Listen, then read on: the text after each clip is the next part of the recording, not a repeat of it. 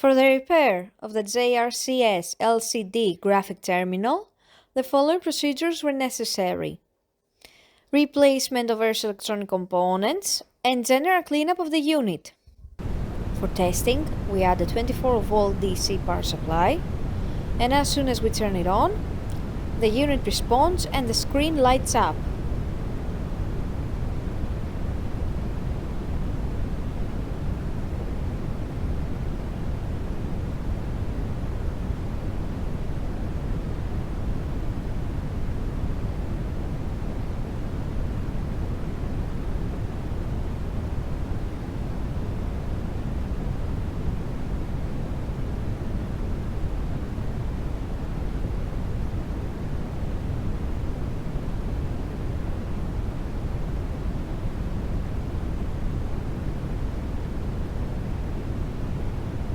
No further testing is possible due to lack of additional units.